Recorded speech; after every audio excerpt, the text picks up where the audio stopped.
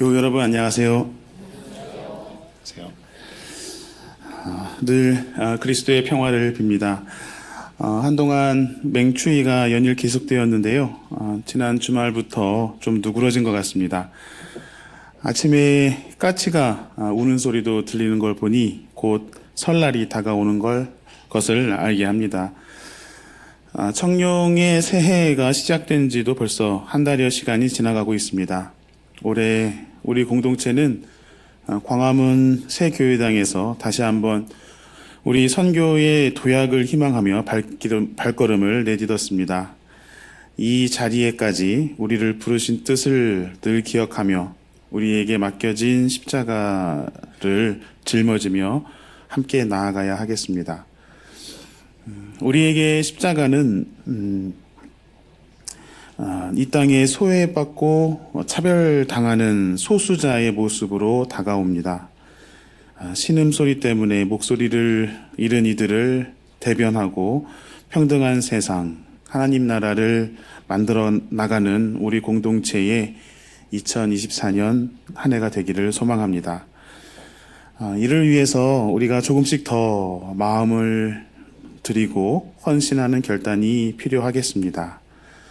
그 첫걸음으로 한 교우께서 우리 교회 SNS에 올려주신 3가지 실천사항을 한 번 더 생각해 주시기를 바랍니다. 첫 번째는 주일에는 교회에 와서 교우들을 만나기에 힘쓰자는 제안이 있었습니다.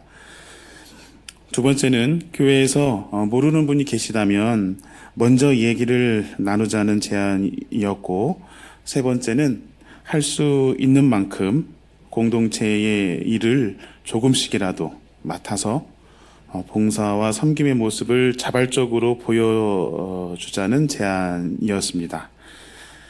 이러한 3가지 제안처럼 보다 적극적인 마음으로 교회의 본 모습을 함께 만들어 주시기를 바랍니다. 공동체의 친교는 하나님 나라를 향한 크나큰 동력이 됩니다. 우리의 사랑의 친교 가운데 주님의 영이 함께 하셔서 우리의 마음과 지혜를 모아나가는 작은 믿음 다시 모아 새로 심는 향린 70년으로 나아가게 되기를 기도합니다. 우리 교회 학교는 겨울을 맞아서 부서별로 겨울 들살이 수련회를 진행하고 있고 또 계획 중에 있습니다. 목회마당을 한번 참조해 주시기 하고요. 교회 학교 친구들의 믿음을 위해서 늘 기도해 주시고 또 사랑을 나눠 주시기를 또한 바랍니다. 오늘 하늘특표기는 오랫동안 교회 학교를 위해 봉사하고 계신 최필수 집사님께서 맡아주셨습니다. 우리 교회 평신도 하늘특표기 전통을 잘 받아주셔서 감사합니다. 자유와 절제라는 주제로 펴주시는 하늘뜻에 우리에게 깊은 울림이 있기를 빕니다. 이제 징울림의 마음을 모아서 침묵 가운데 삼위일체 하나님의 임재를 기다립시다. 생명과 정의와 평화의 영을 한 마음으로 기다립니다.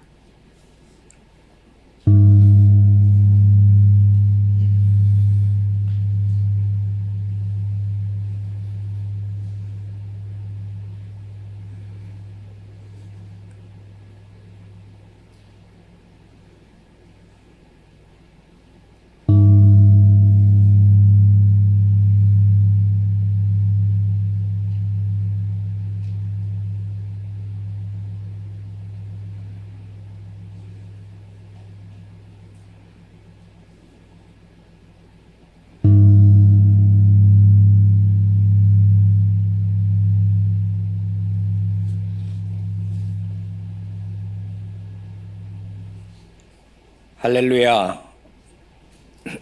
내가 온 마음을 다 기울여 정직한 사람이 모임과 회중 가운데서 주님께 감사를 드리겠다. 주님께서 하시는 일들은 참으로 훌륭하시니 그 일을 보고 기뻐하는 사람들이 모두 깊이 연구하는구나. 주님이 하신 일은 장엄하고 영광스러우며 주님의 의로우심은 영원하다. 그 하신 기이한 일들을 사람들에게 기억하게 하셨으니 주님은 은혜로우시며 긍휼이 많으시다. 주님은 당신을 경외하는 사람들에게는 먹거리를 주시고 당신이 맺으신 언약은 영원토록 기억하신다. 당신의 백성에게 하신 일, 곧 민족의 유산을 그들에게 주신 일로 당신의 능력을 알리셨다. 선수하신 일들은 진실하고 공의로우시며 주님이 지시하신 법은 모두 든든하며 영원토록 흔들리는 일이 없으니 진실과 정직으로 제정되었다. 당신의 백성에게 구원을 베푸시고 그 언약을 영원히 세우셨으니 그 이름이 거룩하고 두렵다. 주님을 경외하는 것이 지혜의 근본이다. 주님의 계명을 지키는 사람은 바른 깨달음을 얻으니 영원토록 주님을 찬양할 일이다. 아멘.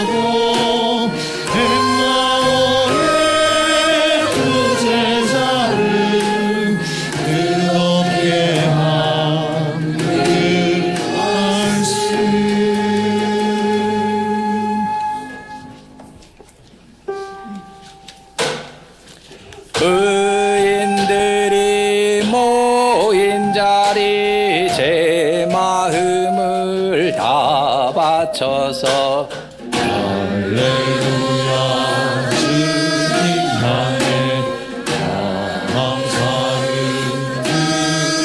드립니다. 그 하신 일 살펴보니 찬란하고 영광되며 저희는 어찌 큰지 영원토록 새겨지네. 주 하나님 우러름이 지혜의 근본이며 하나님 찬송소리 끝도 없이 울립니다.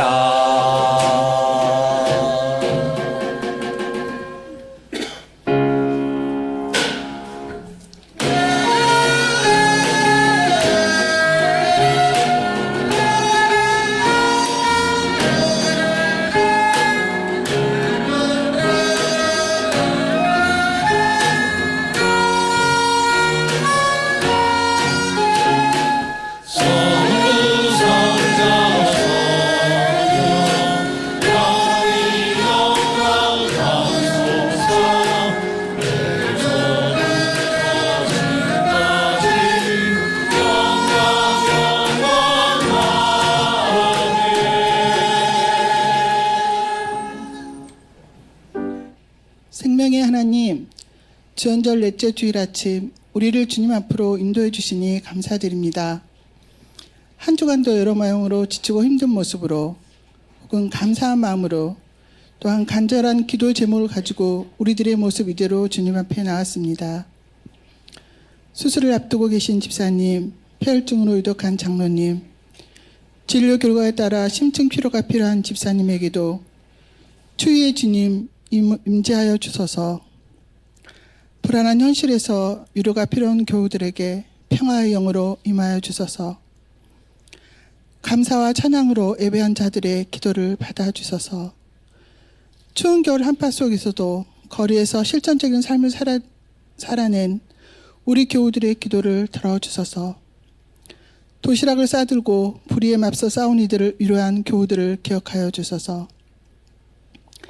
분단 국가의 아픔을 화해와 평화로 이끌기 위해 시간과 물질을 덜어내며 애쓰는 이들의 눈물을 주님 받아주소서.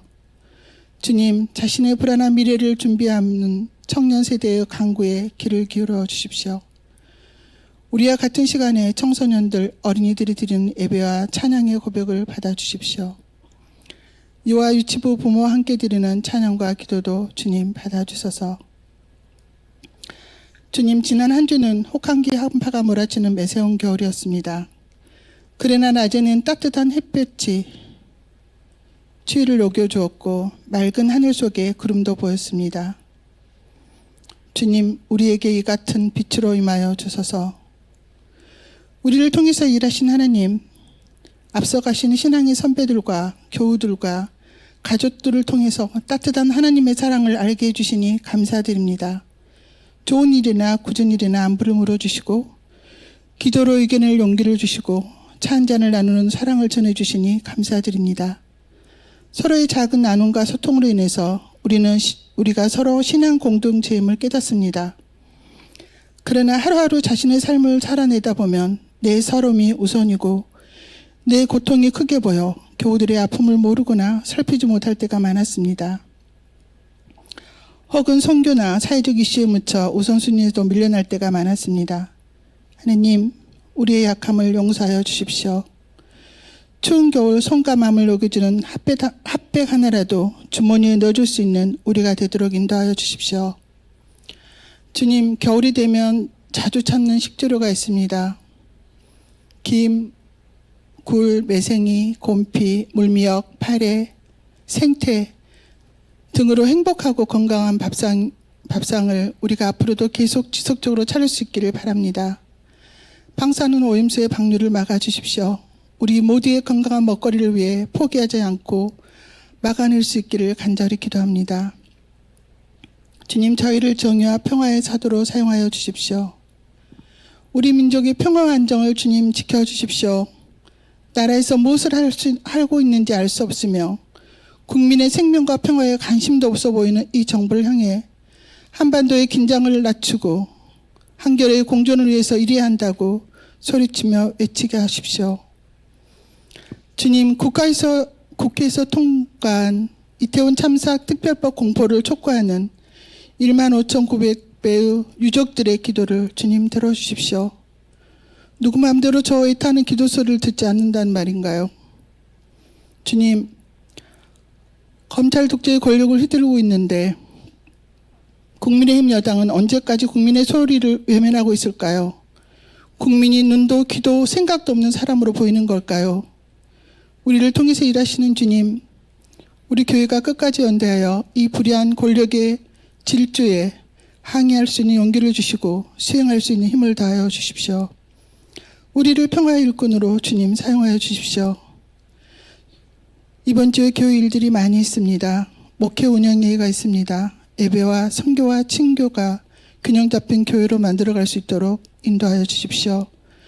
70주년 행사가 마무리되고 미래선교위원회 교회 건축 결산을 마무리하고 있습니다. 그리고 담임 목사 청빙을 위한 청빙회도 시작되고 있습니다. 주님, 이 모든 일에 저희와 함께하여 주십시오. 오늘도 예배를 위해서 준비하는 손길을 기억하여 주십시오. 음향으로, 청소로, 교사로, 식당 봉사로 예배 안내와 찬양과 연주를 봉사하는 모든 수고를 주님 기억하시고 위로하여 주십시오. 오늘 저희가 최필수 집사님을 통해서 우리가 주님의 뜻을 깨닫고자 합니다. 전하는 자나 말씀을 받는 이가 하나 되어 하늘의 뜻을 펼칠 때 실천할 용기를 얻고 결단하는 시간이 되기를 간절히 기도드립니다. 이제 우리의 입을 닫고 은밀한 중에 말씀하실 주님의 음성을 듣겠습니다. 주님 말씀하소서.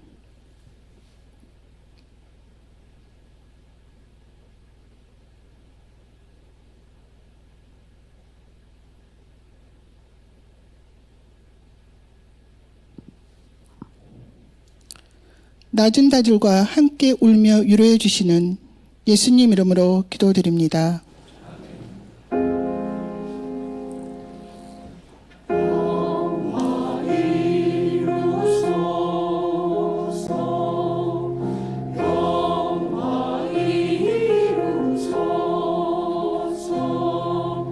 주여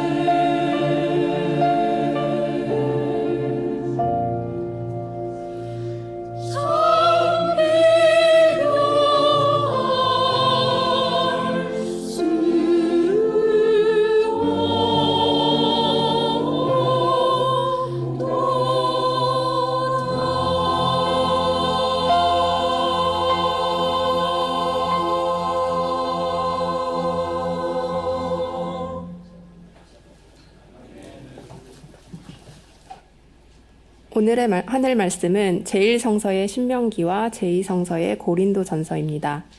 먼저 신명기 18장 15절에서 20절 말씀을 읽겠습니다. 제1성서 297쪽입니다.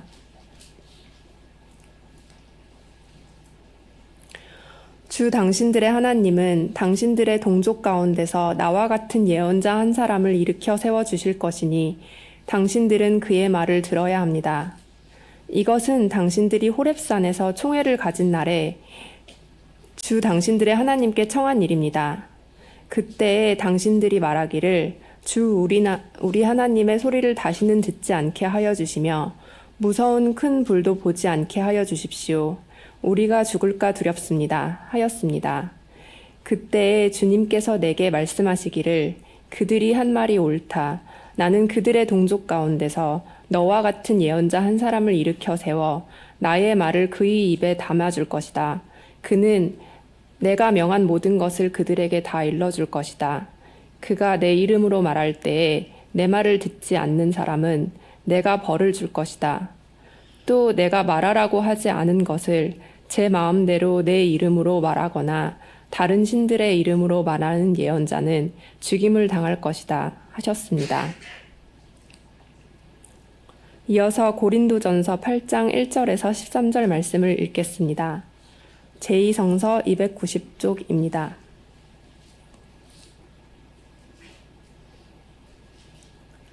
우상에게 바친 고기에 대하여 말하겠습니다. 우리는 우리 모두가 지식이 있는 줄로 알고 있습니다. 지식은 사람을 교만하게 하지만 사랑은 덕을 세웁니다. 자기가 무엇을 안다고 생각하는 사람은 아직도 그가 마땅히 알아야 할 방식대로 알지 못하는 사람입니다. 그러나 하나님을 사랑하는 사람은 하나님께서 그를 알아주십니다.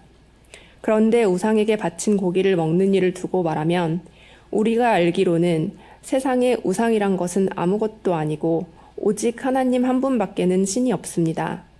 이른바 신이라는 것들이 하늘에든 땅에든 있다고 칩시다. 그러면 많은 신과 많은 수가 있는 것 같습니다.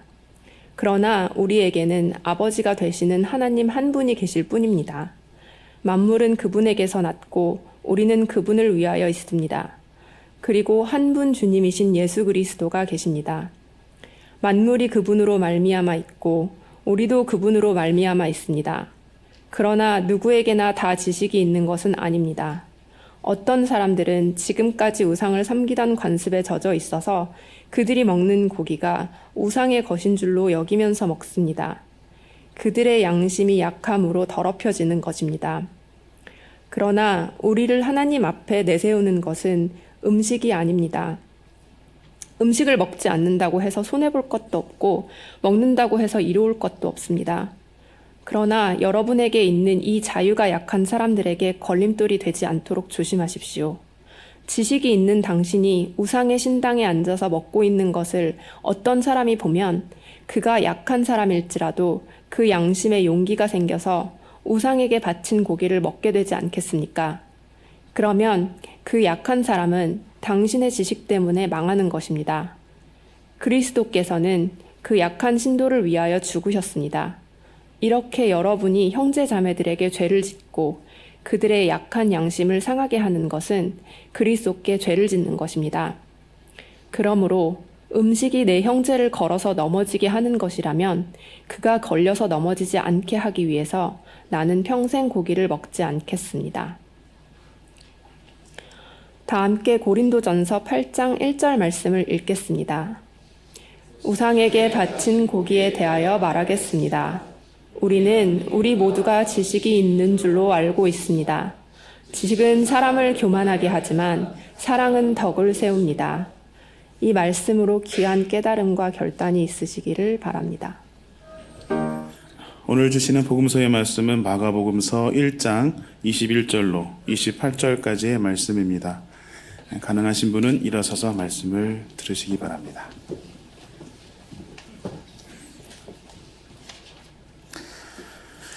그들은 가버나움으로 들어갔다.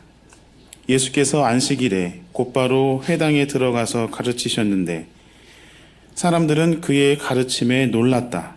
예수께서 율법 학자들과는 달리 권위 있게 가르치셨기 때문이다. 그때에 회당에 악한 귀신 들린 사람이 하나 있었는데 그가 큰 소리로 이렇게 말하였다.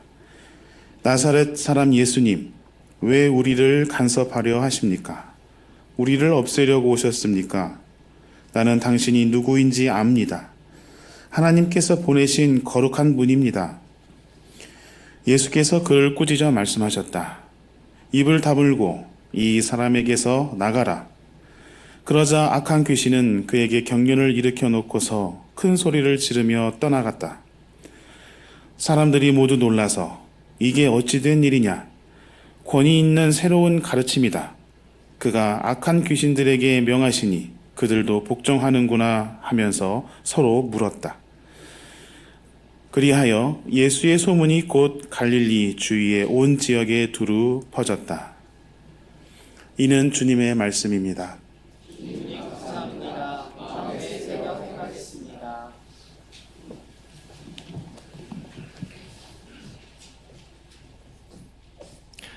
여러분 안녕하십니까? 오늘을 위해서 특별히 양복을 맞춰 입은 건 아닙니다.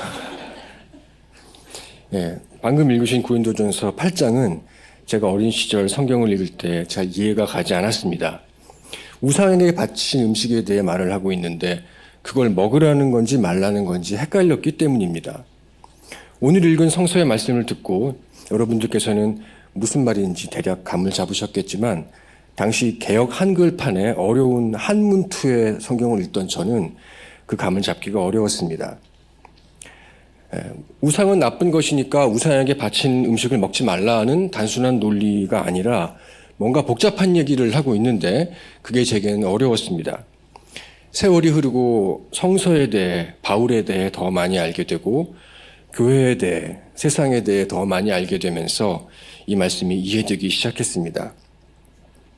고린도전서 8장에서 바울은 두 번에 걸쳐 우리에게 관념의 도약을 촉구합니다.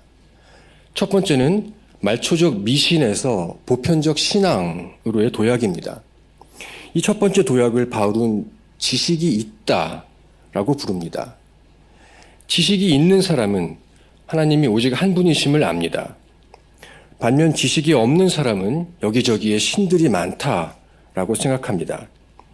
지식이 있는 사람은 우상숭배의 대상은 실제로 존재하지 않고 하나님이 유일한 궁극적 존재이며 우리 모두가 그로 말미암아 생겨났고 그를 위해 살고 있음을 압니다. 반면 지식이 없는 사람은 눈앞에 보이는 우상이 진짜인 줄 알고 그것을 두려워하고 숭배하며 살고 있습니다. 이 지식, 즉 첫 번째 도약은 기독교가 인류에게 준 위대한 선물입니다. 일본 초기 기독교인이었던 우찌무라 간조는 그가 기독교를 처음 믿게 된 후 제일 먼저 느낀 것이 해방감이었다라고 말합니다. 지나는 길에 있는 나무와 돌과 같은 온갖 사물들에게 나름대로 신이 깃들어 있다고 생각하고 그들을 의식하며 두려워하고 지냈는데 창조주 하나님을 알고 나니 그것들이 더 이상 두렵지 않았기 때문입니다. 마치 태양이 뜨면 촛불이 필요 없듯이 우주의 창조자를 알고 나면 온갖 피조물들은 그 빛에 의해 드러나는 피사체일 뿐입니다. 근데 이러한 각성은 기독교에만 있었던 것은 아닙니다. 이를테면 공자도 이런 각성을 가지고 살았던 사람인 것 같습니다. 하루는 왕손가라는 사람이 공자에게 말했습니다. 아랫목 신에게 잘 보이는 것보다 부뚜막 신에게 잘 보이는 게 좋다는 게 무슨 말입니까? 왕손가가 한 이 말은 당시 속담이었던 것 같습니다. 그 뜻은 지위가 높은 사람하고 친한 것보다 실세하고 친한 게 낫다. 뭐 그런 뜻입니다. 그러니까 아랫목에는 제일 높은 신주단지를 모시는데 그것보다는 실제로 먹을거리가 나오는 그 부엌에 부뚜막 신하고 친한 게 낫다. 뭐 그런 이야기입니다. 오늘날 풀이하자면은 사장님에게 잘 보이는 것보다 총무팀장에게 잘 보이는 게 낫다라거나 아니면 교회에서 당회자 목사님께 잘 보이는 것보다 봉사부장님께 잘 보이는 게 낫다. 뭐 그런 정도의 말인데 왕손가가 이런 말을 한 이유는 당시 공자가 어딜 가나 최고 지도자, 즉 왕들을 만나려고 했기 때문입니다. 왜냐하면 공자의 이상이 한 나라를 제대로 다스려서 천하의 본보기가 되도록 하자는 것이었기 때문입니다. 근데 왕손가는 야, 굳이 왕을 만나려고 애쓰지 말고 내가 모신 실권자가 있는데 그분 만나면 잘 될 거다. 뭐 이런 얘기들을 하고 있는 것입니다. 이 얘기를 들은 공자는 불쾌했을 겁니다. 자기를 어디 한 자리 차지하려고 기웃거리는 사람 취급을 했기 때문이죠. 그래서 공자는 이렇게 말합니다. 획죄 어천 무소도야. 한일의 죄를 지으면 빌 곳이 없다. 어떻습니까? 왕손가의 질문에 대한 답치고는 논리적 비약이 있습니다. 왕손가는 아랫목과 붓두막을 비교하고 있는데 공자는 하늘을 말하고 있기 때문입니다. 여기서 하늘은 윤리일 수도 있고 역사일 수도 있습니다. 혹은 상벌을 주관하는 궁극적 원리일 수도 있습니다. 기독교처럼 천지를 창조한 인격신이란 개념과는 거리가 멀겠지만 어쨌든 이 동방에서 일컬을 수 있는 가장 초월적인 존재가 하늘이라고 할 수 있겠습니다. 그 하늘의 죄를 지으면 아랫목이고 붓두막이고 간에 빌 데가 없다라고 말한 것입니다. 공자는 잡신을 논하는 왕손가에게 하늘의 논리로 답을 한 것입니다. 2000년 뒤에 마테오 리치라는 예수의 선교사가 중국에 와서 기독교를 전파할 때 그 논리가 너희들은 원래 유일신을 알고 있었는데 지금은 그거를 잊어버린 거야 라고 말한 것도 이런 맥락인 것 같습니다. 즉 우리가 일컫는 하늘이라는 존재가 기독교의 하느님과 잘 통한다라는 것을 간파했던 것이죠. 네, 이렇게 왕손가에서 공자로의 도약, 잡신에게서 하늘로의 도약, 이 도약을 바울도 고린도 교인들에게 말하고 있습니다. 그리고 이 도약을 이뤄낸 사람을 지식이 있는 사람이라고 부르고 있습니다. 그런데 바울은 여기서 그치지 않습니다. 아니, 그치지 않는 정도가 아니라 그것을 부정합니다. 바로 두 번째 도약입니다. 바울은 1절에 이렇게 말합니다. 지식은 사람을 교만하게 하고 사랑은 덕을 세웁니다. 자기가 뭘 안다고 생각하는 사람은 아직도 그가 마땅히 알아야 할 것을 알지 못하는 사람입니다. 이런 말을 하는 이유는 당시 고린도 교회에서 우상에게 바쳐진 제물을 먹어도 되냐 안 되냐에 대한 논쟁이 있었기 때문입니다. 먹어도 된다는 논리에 대해서 바울은 충분히 공감하고 있습니다. 지식이 있는 사람, 즉 하나님이 유일한 초월자임을 아는 사람은 그까짓 음식에 구애받지 않는다는 것이죠. 8절에 우리를 하나님 앞서 내세우는 것은 음식이 아닙니다. 음식을 먹지 않는다고 해서 손해될 것도 없고 먹는다고 해서 이로울 것도 없습니다. 라고 말하고 있습니다. 우상에게 바쳤던 음식과 우상은 서로 관계가 없다는 과학적 태도라고도 할 수 있겠습니다. 또 우상이란 것이 실체가 없는 것이니까 그 자체를 진짜 존재하는 것처럼 생각할 필요가 없다는 지혜로운 태도이기도 합니다. 앞에서 말한 첫 번째 도약이 바로 이것이었죠. 그러면 먹으면 안 된다는 논리는 무엇일까요? 그것은 지식이 없는 사람을 배려한 것입니다. 양심이 약한 사람이라고 불리는 이 사람들은 우상에게 바쳤던 음식을 먹는 것이 우상숭배와 관련이 있다는 관념을 버리지 못한 사람들입니다. 이런 사람들 앞에서 우상에게 바쳤던 음식, 아마 대부분 고기였던 것 같은데 그 음식을 먹으면 그 사람들은 우상숭배를 하는 죄의식을 가진 채로 그 음식을 따라 먹을 테니까 결국 그 사람을 망치게 되는 것이다 라는 것입니다. 바울은 그렇게 약한 양심을 가진 사람을 망치지 않기 위해서 차라리 평생 고기를 먹지 않겠다 라고 말하고 있습니다. 이는 자기 양심이 아니라 남의 양심을 배려하는 두 번째 도약입니다.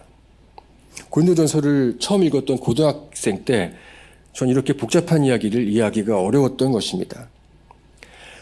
제가 이 이야기를 이해하지 못한 데에는 이 이야기 자체가 복잡하기도 합니다만은 당시 제가 다니던 교회가 많은 계율들을 충실히 지키는 보수적인 교회였기 때문입니다. 술, 담배 하지 말라는 건 기본이고 주일날 돈을 쓰면 안 된다. 11조를 철저히 해야 된다. 가요나 팝송을 부르면 안 된다. 심지어 구약에서 부정하다고 한 돼지고기는 삼가하는 게 좋다. 등등등 이 믿는 사람으로서 지켜야 할 도리가 굉장히 많았습니다. 그러니까 성경에서 하지 말라는 건 하지 말자라는 단순한 믿음을 지키며 사는 그런 교회였기 때문에 사실은 해도 괜찮지만 남을 위해서 하지 않겠다라는 이 바울의 고차원적인 논리를 이해할 수 없었던 것입니다. 그리고 그 교회를 떠난 후부터는 계율주의의 한계를 깨닫고 제가 소위 말하는 자유로운 신앙생활을 하기 시작했습니다. 금기시하던 것들이 사실은 금기할 필요가 없다는 것을 깨닫고 실천하는 것은 해방감을 주기 마련입니다. 말하자면 이 첫 번째 도약의 기쁨을 제 젊은 시절에 만끽했습니다. 근데 이게 다가 아니라는 것을 고민하게 된 시점은 제가 중국에서 유학을 할 때였습니다. 거기서 새로 친구들을 만나고 사귀면서 내가 교회 다닌다 라고 했더니 그 친구들이 신기해하면서 교회 다니는 사람을 처음 봤다는 겁니다. 그리고 황당한 질문을 하기 시작했습니다. 하나님이 너한테 말씀을 하셔? 뭐 천사를 봤어? 이런 질문을 합니다. 제 큰아이가 이 설교물 초안을 봤는데 이걸 보고 나서 이게 황당한 질문이 아니라 근본적인 질문 아니야? 라고 저한테 말하더라고요. 그렇죠. 이게 초월적인 존재가 정말 존재하는지 묻는 것은 뭐 근본적인 질문일 수도 있죠. 근데 근본적인 건 아니면 황당한 건 간에 한국에서는 교회 다니는 사람한테 이런 질문을 안 하죠. 저는 중국에서 교회 다니는 사람을 처음 봤다는 사람을 처음 봤습니다. 여러분 같으면 어떻겠습니까? 그러니까 한국 사람들은 대부분 교회 한 번쯤 가봤거나 아니면 주위에 교회 다니는 사람이 많기 때문에 따로 교회 다니는 사람을 뭐 우러러보거나 신기하게 생각하지 않죠. 근데 교회 다니는 사람을 처음 보는 그 사람들 앞에서 저는 어떻게 행동을 해야 할까요? 저는 굉장히 긴장했습니다. 이를테면 제가 뭐 술을 먹으면 교회 다니는 사람이 술을 먹네? 라고 생각할 테고 제가 욕을 하면 교회 다니는 사람이 욕을 하냐고 생각할 테니까 말입니다. 결국 저는 제 양심 때문이 아니라 중국 친구들의 양심 때문에 본의 아니게 경건한 삶을 좀 살았습니다. 물론 계속 그런 건 아니었고 잠깐만 그랬습니다. 어떤 목사님이 사석에서 하신 말씀이 기억납니다. 나는 술을 자유롭게 먹을 수 있지만 내가 술 먹는 모습을 보고 시험에 드는 사람이 한 명이라도 있는 자리에서는 술을 먹지 않겠다. 사실 그 목사님 말씀이 오늘 하늘뜻 펴기의 결론이나 다름없습니다. 바울이 고기를 먹지 않겠다라고 한 것도 바로 같은 뜻이겠죠. 첫 번째 지식의 도약뿐 아니라 두 번째 사랑의 도약이 필요하다는 것입니다. 나 하나 양심 지키며 살겠다면 첫 번째 도약으로 충분하지만 선교의 사명을 수행하며 교회를 이루어 살겠다면 두 번째 사랑의 도약까지 가야 합니다. 근데 이렇게 결론을 맺기에는 오늘날 우리나라와 향린교회의 상황은 좀 더 복잡한 것 같습니다. 저도 어떤 결론을 가지고 교회로 여러분들께 권면드릴 재간이 없어서 평소에 제가 고민하고 있는 바를 함께 나누는 것으로 결론을 대신해야 할 것 같습니다. 자신이 아니라 남을 위해 신앙생활의 실천을 해야 한다면 오늘날 향린은 어떻게 해야 할까요? 일단 당시 고린도 교회 상황과 오늘날 우리의 상황은 매우 다릅니다. 오늘날에는 바울이 말한 지식, 즉 첫 번째 도약이 보편화되어 있습니다. 바울은 창조주 하나님을 절대시하면서 그 도약을 이뤘지만 오늘날은 과학을 절대시하면서 그 도약을 이뤘습니다. 지금은 뭐 점을 치거나 미신을 믿거나 우상에게 막 절하는 그런 행위는 종교인이건 비종교인이건 간에 그리 바람직하지 않다고 생각을 합니다. 그리고 한때 가장 합리적인 종교로서 기독교에 남아있는 이런 종교적 의식들의 흔적들조차 비합리적이다라고 보여지곤 합니다. 이를테면 무슨 성경책을 거룩하게 여긴다거나 강대상 자체를 거룩하게 여긴다고 하거나 그런 거 말인데요.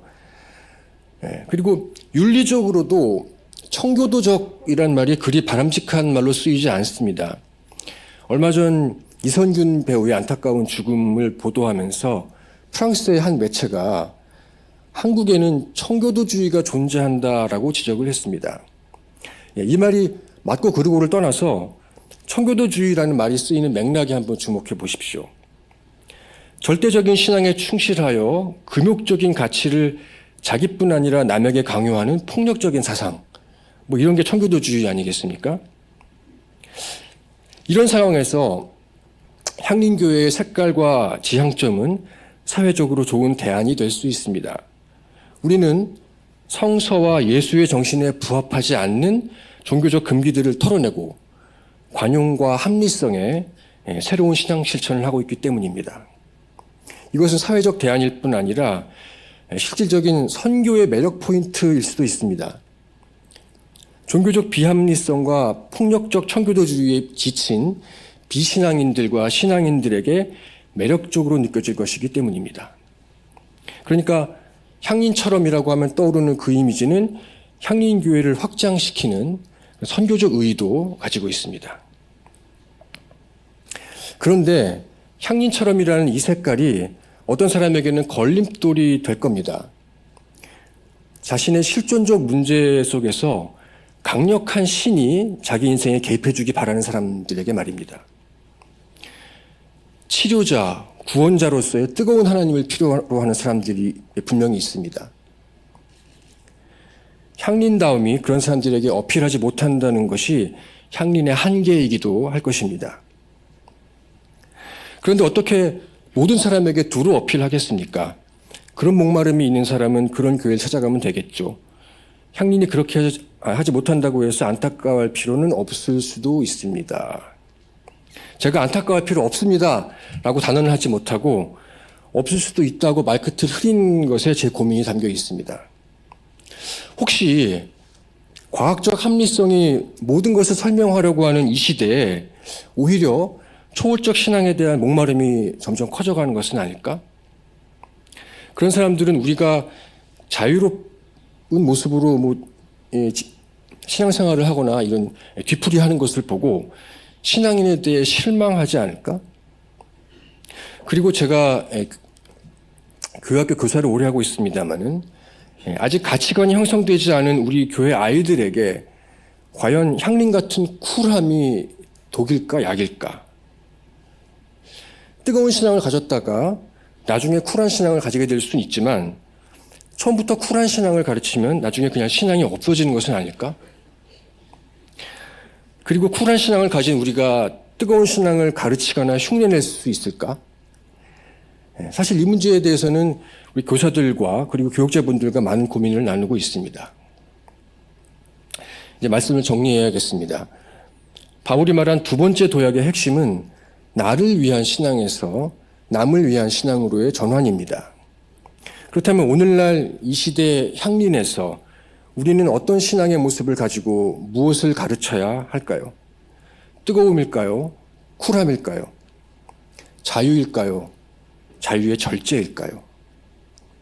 제가 답을 드리지 못하고 질문을 드리면서 마치는 것을 용서해 주십시오. 이런 게 평신도 하늘 뜻하기의 매력 아니겠습니까? 이 질문에 대한 답을 찾아나가는 여러분과 저에게 영원한 현대인 예수님의 영이 함께 하시길 기도합니다.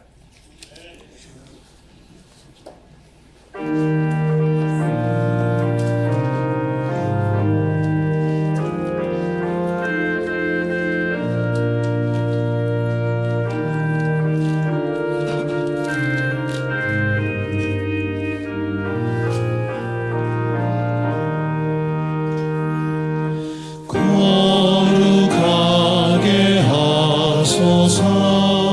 진리의 주님이여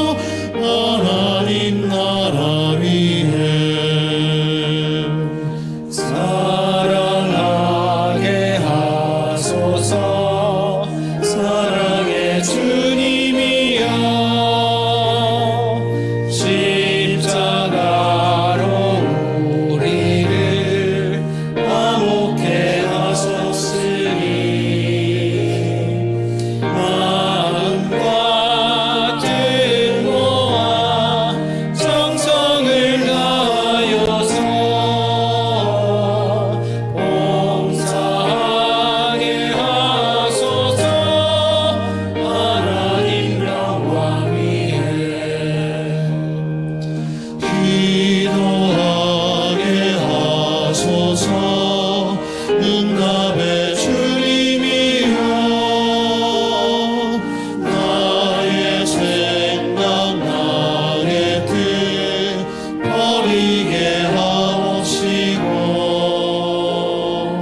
주께서 원하는 바른 뜻 깨달아서 응답받게 하소서. 하나님 이름 위에.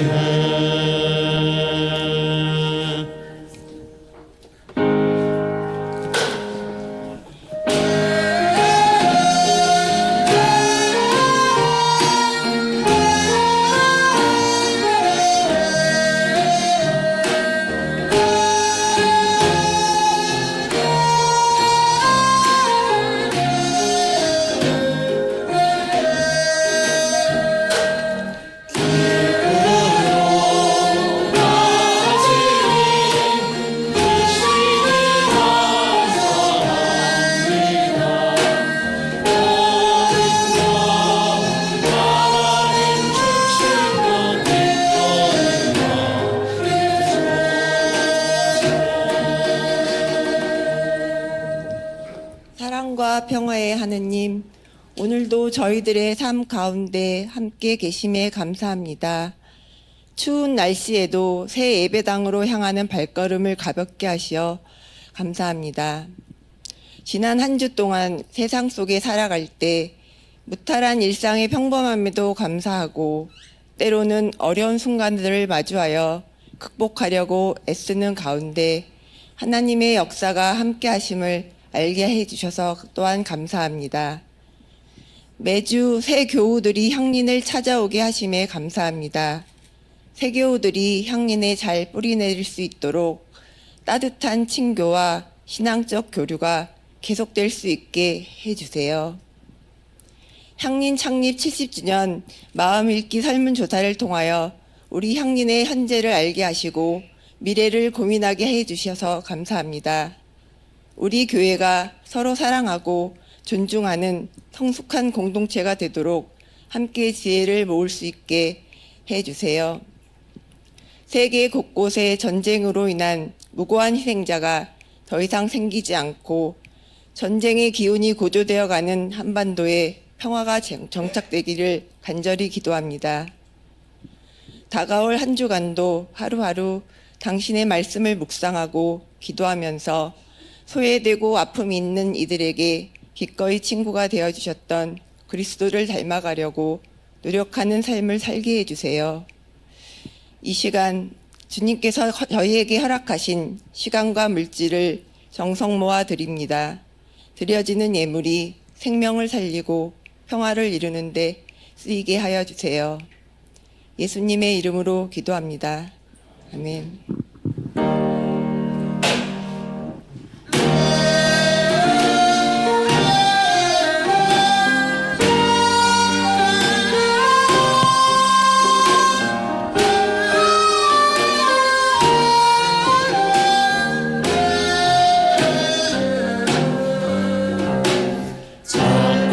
작은 일들은 소중히 여기며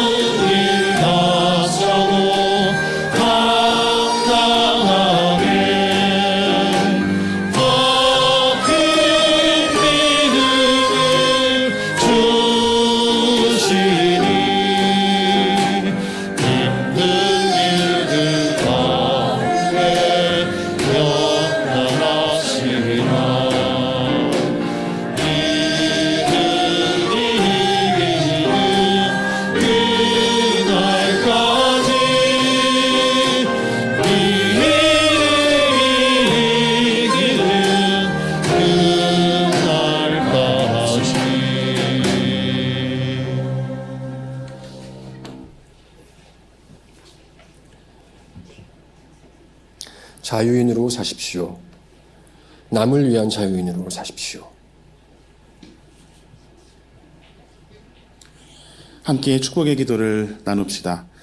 주 예수 그리스도의 은총과 하나님의 사랑과 성령께서 이루어 주시는 친교가 우리 가운데 영원토록 함께 있기를 주님의 이름으로 축원합니다. 아멘.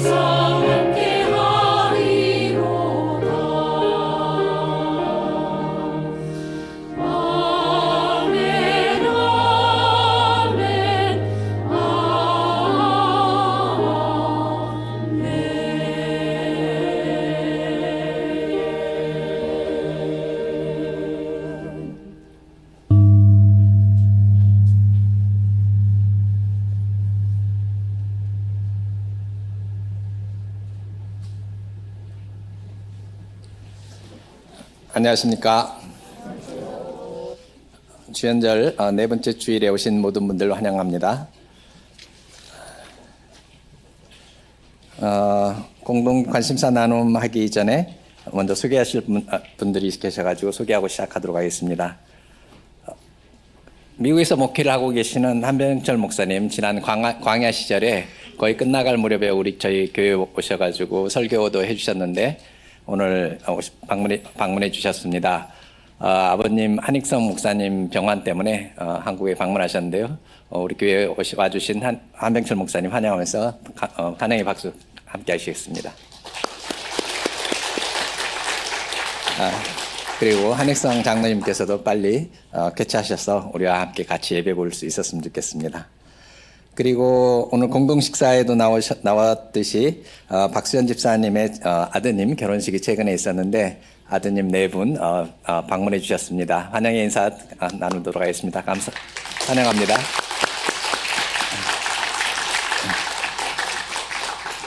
박수현 집사님께서 아드님 결혼식이 있다는 얘기를 교회에 널리 알리지 않으시는 바람에 조용한 결혼식이 이루어져가지고 잘 모르시는 분들이 많을 텐데 이따가 공동 식사 때 축하해 주시기 바랍니다.